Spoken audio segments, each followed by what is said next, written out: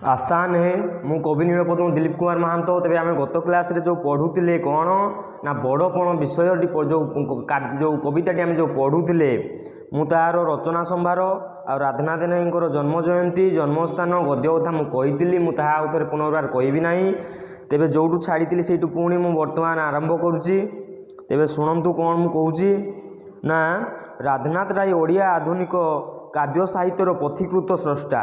तेज राधानाथ राय जेहेतु आधुनिक जुग जो आमर अष्टादश शताब्दी को जो आमर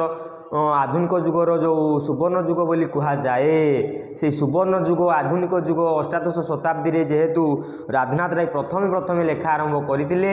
से कौन कह जाए ना आधुनिक जुगर प्रथम कवि भाव विवेचित करा जाए। प्रथम कवि भाव से पाश्चात्य और भारतीय साहित्यर उपरे अध्ययन और अनुशीलन करी आपणार काव्य कवितार प्रतिफलित करथिले। तेबे जो आमर कविवर जो राधानाथ राय से कौन करथिले ना से पाश्चात्य अर्थ कौन ना मॉडर्न आउ कौन ना वेस्टर्न जोटा कि हम पाश्चात्य जोटा कौन ना पाश्चात्य संस्कृति कौटा जो विदेशी माने आमर विदेश बहिर्भूत जहाँ सब संस्कृति परंपरा से गुड़ा सब पाश्चात्य संस्कृति जोटा कि आमर प्राच्य विरोधी है कि भारतीय साहित्य उपर तेज सी कौन करते ना जो आमर पाश्चात्य संस्कृति को आपणे नहीं तत्सहित खाली पाश्चात्य संस्कृति को लेकिन से लेखा लिखि ना आउ कौन से लिखिं तेबे ना भारतीय साहित्य उभयर अध्ययन अर्थात आम भारतीय संस्कृति परंपरा को आधार करिकी से लेखा लिखिं। आपन जो पढ़े जे राधानाथ रायर जिते सब आप काव्य गद्य सब पढ़े तेज कौन जानवे ना तांकर से लेखा गुड़िक देखिए जे प्राच्य आ पाश्चात्यर समन्वय हो अर्थात से केवल प्राच्य विषय जमी आम सारणा जुग को पौराणिक जुग बोली कह जाए कि रीति जुग जो छंद अलंकार जोड़ी थी उपेन्द्र जो आसिले उपेन्द्र भंज जो आसिले से केवल छंद विषय लिखिले पंचसखा जुग जिते केवल से पुराण विषय ही लिखिं। तो यही जो आधुनिक जुगरे किंतु जो आम जो पढ़ा राधानाथ रायर जो लेखा जो आम पढ़ा खाली पुराण विषय पढ़ा ना से पुराण सहित से किछिटा कौन ना पाश्चात्य परंपरा पाश्चात्य संस्कृति भरपूर होता काव्य मध्य से लिखिं। से लेखा गुड़े को कहुए कौन ना प्राच्य आ पाश्चात्यर समन्वय अर्थात से खाली प्राच्य लिखि ना कि खाली पाश्चात्य लिखि ना से दुईटी जाक को आधार करिकी प्राच्य आ पाश्चात्य को आधार करिकी समन्वय करिकी से लेखा लिखिं। एगुड़ा केमी आम जापर ना जो मैंने गवेषक जो मैंने अच्छा से सब गवेषणा जो कर मत दे था जे कौन ना राधानाथ रायर लेखा गुड़िक किपरि ना प्राच्य और पाश्चात्यर समन्वय थिला भली लगे। राधानाथ ओडिशा माटीर जड़े सुयोग्य संतान कहीं सुयोग्य संतान ना से जेहेतु प्रतिभावान थिले तत्सहित जितेबाला आमर मातृभाषा जोटा कि आमर माँ भाषा ओडिया ताकू से समृद्धिशाली करने से सत चेष्ट थिले। तो जेहेतु आम माँ भाषा ओडिशा को जी समृद्धिशाली करने जे चेष्टित से तो निहाती भाव में से कौन कह सुयोग्य संतान बोली कह ना से तो बाणुगामी काम कर ना। तो महाकवि सारला दासों परी से ओडिशार माटी पानी अरण्य पर्वत नदी समुद्र और तीर्थस्थान को आपणा काव्य महत्व स्थान प्रदान कर अर्थात सारला दास जिपरि पुराण काव्य रचना कला बेले आमर ये ओडिशार माटी पानी अरण्य यही सब जिनस को आधार करिकी से जमती लेखा गुड़िक जाना जंगल कथा माटी कथा आम पानी कथा पवन कथा ये राधानाथ रायर जदि आम लेखा भी पढ़ा आम प्रकृति को आधार करिकी सी भी लिखिं चिलिकाटा लिखिं। चिलिकार कौन अच्छी कि से माटी पानी पवन यही तो जिनस सब अच्छी ना चिलिका काव्य हैं तेज कौन सेटा ना ठीक से भी जमी प्रकृति को प्राकृतिक वस्तु को आधार करिकी सारला दास लिखिं ठीक से भाया कौन ना राधानाथ राय लिखिं। शिक्षक और शिक्षा प्रशासक होइतिबा राधानाथ समग्र ओडिशा एवं भारतर विभिन्न स्थान भ्रमणर सुजोग पाइथिले। जेहेतु शिक्षा प्रशासक भाव से नियुक्ति थिले से कौन करुले ना सारा ओडिशा सारा से बुलीथुले एवं माने प्रत्येक शिक्षानुष्ठान प्रत्येक जगह को से भ्रमण करुले जहाँफल प्रत्येक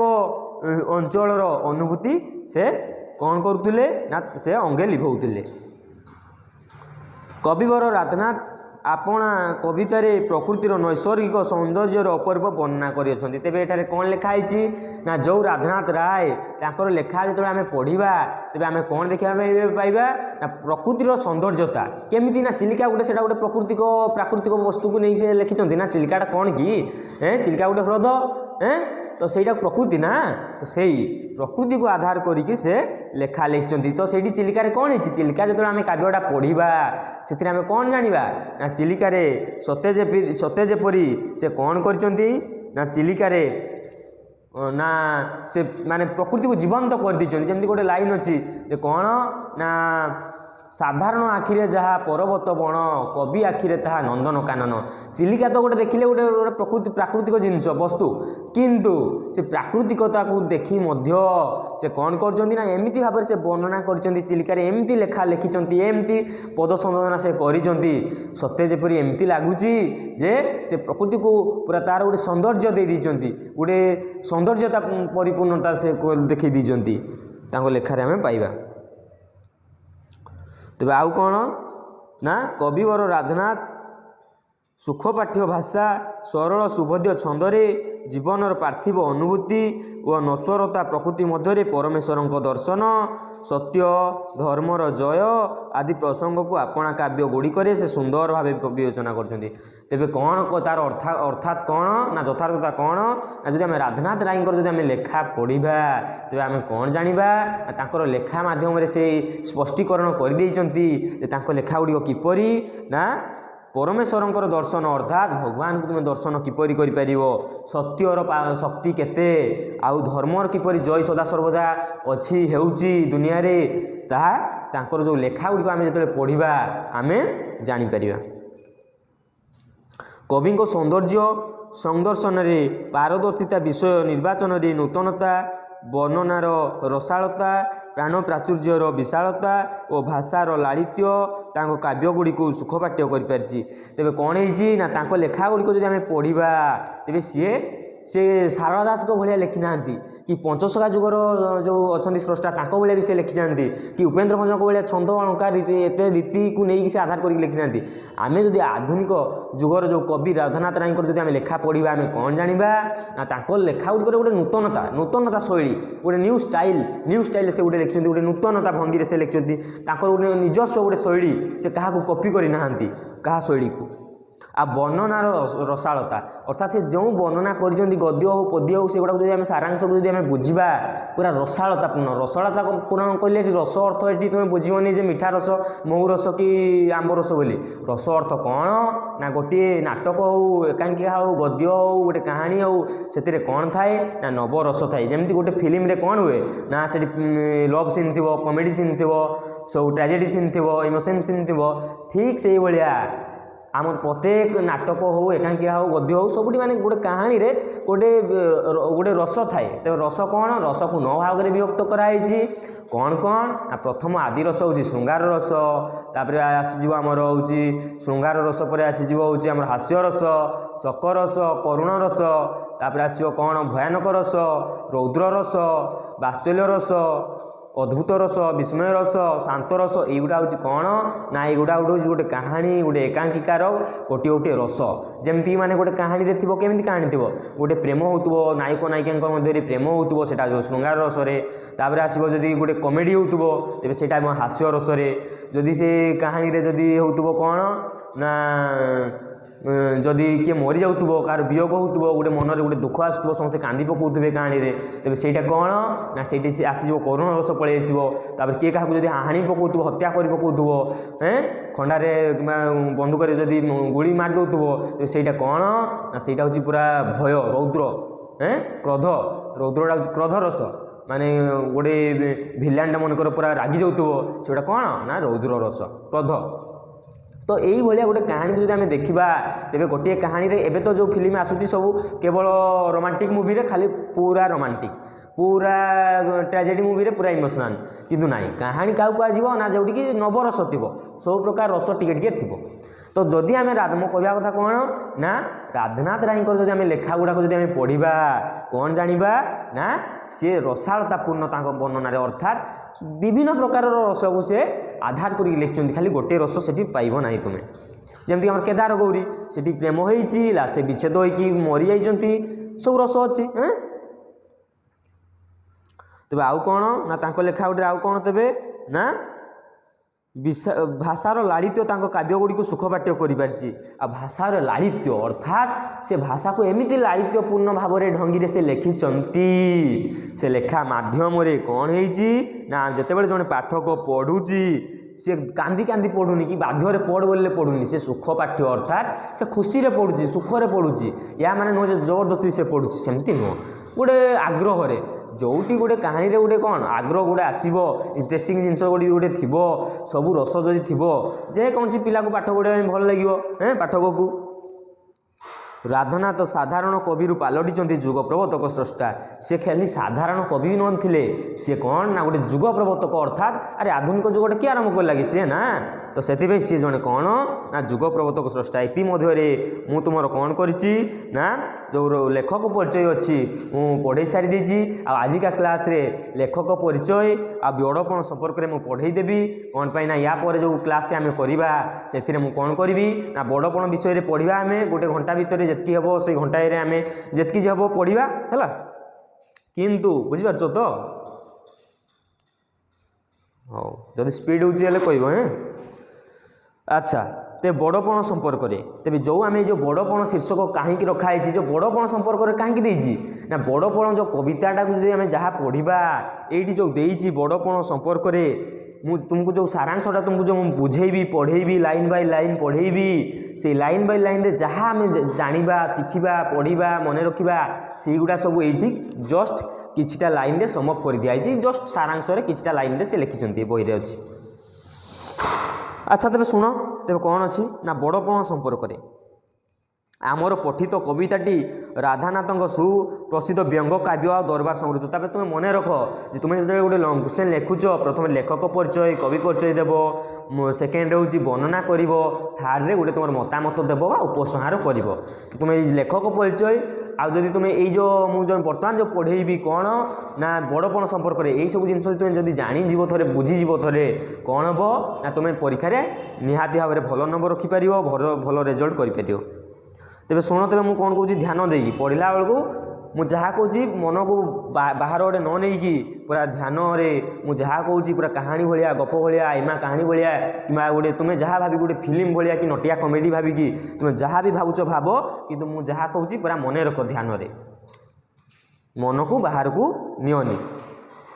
तेज कौन है ना बड़पण संपर्क में आमर पठित कविताटी राधानाथ सुप्रसिद्ध व्यंग काव्य दरबार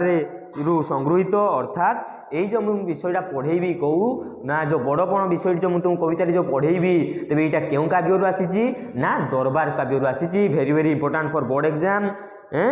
मन रखियो शॉर्ट क्वेश्चन आसो आउ कि प्रकार काव्य ना व्यंग काव्य अर्थात कौन ना क्रिटिसाइज करवा कमेंट करवा तेरे यही काव्य यही बड़पण से दरबार में बसी जो गड़जातर राजा मानक से केमती डायरेक्ट से सीधा सड़क कहले चापड़ खाइबे माड़ खाइबे राजा मानक डायरेक्ट किसी कहीहबनी तो से लेखा मध्यम से कमेंट कर क्रिटिसाइज कर आउ माने मजा उड़े से गड़जातर राजा मानकर तो से यहीटा गोटे कौन प्रकार क्यों प्रकार काव्य ना व्यंग काव्य विश्वविख्यात नक्षत्र विज्ञानी किए ना ज्योतिर्विद पठाणी सामंत बा चंद्रशेखर सिंह सामंत जो ज्योतिर्विद थे जो पठाणी सामंत तुम्हें तो छोट बेले पढ़ी गोटे पठाणी सामंत बोली तृतीय कि चतुर्थ श्रेणी गोटे विषय भी थिला आम छोट बेले पढ़ी आसीचु तो से जे कि माने बाउंस नड़ी साहाय्य से पूरा ज्योतिर्विद हो पारे गणना करें तो कौन पाई ना संवर्धना करने से ज्योतिर्विद अर्थात पठाणी सामंत को संवर्धना करने कौन होता ना कटकर बारवाटी दुर्ग एक दरबार बसला जो आम कटक जानिच तुम्हें 30टा जिला भितर कटक गोटे जिला बारवाटी दुर्ग से अच्छी बारवाटी स्टेडियम से अच्छी खेल हुए जान तुम सब से जो बारवाटी जो दुर्ग अच्छी से बारवाटी दुर्ग गोटे दरबार बसला अर्थात गोटे मीटिंग आम जो इना बर्तमान जो गोटे किए कवि होगा क्या उपाधि मिलला किए कौन गोटे चाकरी पाईगले क्या जहाँ भी गोटे जो आम जो मीटिंग करुचु ऑब्जर्वेशन जो करुचु तो सहीटा को दरबार बोली कहुए मीटिंग टाक सभाटा को तो संवर्धना केमती करा तो से समय तो किसी नाला ऑडिटोरियम फडिटोरियम किसी नाला ना तो से कौन थी ना सब विशिष्ट लोक जो मैंने थे गड़जातर आम जो गड़जात इंग्रेज सरकार जो शासन करते गड़जात जो जगह था से गड़जात गोटे गोटे गड़े आम जमी केन्दुझर गड़ से भाया गोटे गोटे गड़ था से गड़े जड़े जड़े राजा थे से गड़जातर राजा मैंने सब कौन ना निमंत्रण होगी आसी गोटे दरबार बसी से दरबार में पठाणी सामंत को संबर्धना करने समस्ते आसी तो ओडिशार विभिन्न गड़जातर राजा आ जमींदार माने यही दरबार को आसी से राजा और राजकर्मचारी मानकर असार अहंकार कवि राधानाथ असह्य होइछि अर्थात सेठी निमंत्रण पाई राधानाथ राय आसी तेरे राधानाथ राय जिते देखी जो राजा और राजकर्मचारी जो जमींदार माने माने निजकर अहंकार गर्व अति गर्वे हंतलका किंतु ये जो राजा गड़जातर राजा मैंने एत अहंकार से अहंकार को देखिए सही पारे ना एत अहंकार कहीं कर गर्व करोना मना ना किंतु एत गर्व एक्सेस इज बैड अतिरु इति तो ये जो मैंने गड़जातर राजा थे से निहाती भाव बहुत अहंकारी थे जोटा कि सही पारे ना किए ना राधानाथ राय आपणार शक्तिशाली लेखनी से सही अहंकारी मानक उद्देश्य महाकालर क्रूरता अहमिकार असारता मनीष पणियार महानता एवं धर्मर श्रेष्ठता विषय अवतारणा करते सी जेहेतु सही पारे ना से पलि आसिक कौन कले ना गोटे लेखा लिखिले कौन गोटे काव्य रचना कले कौन ना दरबार से दरबार रे से लिखिं केमी से अहंकार गर्वी राजा मानकर कथा जोटा कि बड़पण मु विषयटा जो पढ़ेबी से विषय कौन अच्छी ना महाकालर क्रूरता केमिति महाकाल केमिति माने जो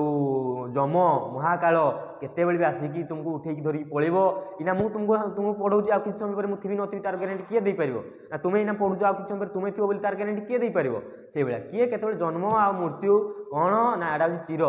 माने ध्रुव सत्य बोली कहा जिवो जाहाको माने आमे जन्म होइछु ना दिने ना मरि आमे तो अमृत पी देई नै जे आमे अमर होइजबा कि कोन होइजबा आमे मरि जबा केबे ना केबे तो आमे तो गर्व अहंकार काहे करबा जदि मु दिने मरीजी तेज मुझे कहीं गर्व करी तो सहीटा कहते से लेखा मध्यम जे तुम एत गर्व कहीं कर हे राजा मैंने तुम कहीं गर्व कर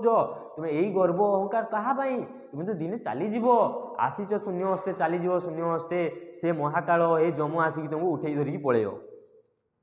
अहमिकार असारता अर्थात ए दुनियाटा हूँ मोहमाया अहमिछ अहमिका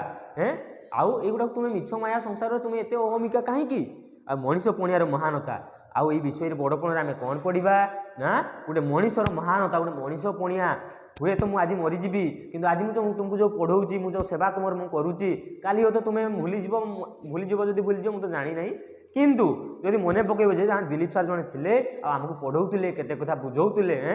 तापर कौन पे ना मुझे बुझेबी कौन पे ना ये हूँ लिटरेचर इंग्लीश हो ओडिया हो युवा सब लिटरेचर सब्जेक्ट युवा को पढ़ला बेलू आम खाली पाठटा पढ़ुँ चाकरी पाइबा नुह आम पाठ पढ़ुँ कौन पे ना भल मनीष हाँपाई आजिकल दुनिया में एत आत्महत्या पिला सुइसाइड कहीं कर विषय को एत बुझुना जदि तुम विषय को बुझब एत नैतिक ज्ञान अच्छी एत धर्म कथा अच्छी साहित्य विषय रे ना एगुड़ा तुमको माने कौन पाठटा पढ़ी देकी आम जो कौन सी भूल आम बेला खराब हो भाग्य खराब होची आम मन रखा जे आम समय अच्छी समय ये समय बदली जीव कौन सी समय माने सेटा सबुदिन स्थायी नुह गोटे भी समय तो यही भाया पाठ जो पढ़ुँ आम विषय पढ़ुँ सब किंतु जितेबाला आम निज जीवन में आम कम लगे पारूँ से ही दुनिया प्रकार घटना सब घटुची जदि आम पाठर जहाँ नैतिक ज्ञान मुझे तुम जो पढ़ेबी बड़पण नैतिकता ज्ञान अच्छी सब से गुड़ा तुम निज जीवन जब लगेब ना तुम आराम से माने कह मनुष्य जीवनटा पाई मुझे खुशी अच्छी तुम भावुच कि आउ कौन मनुष्य जीवनटा खराब बोली ना मनुष्य जीवन बहुत भल माने भगवान माने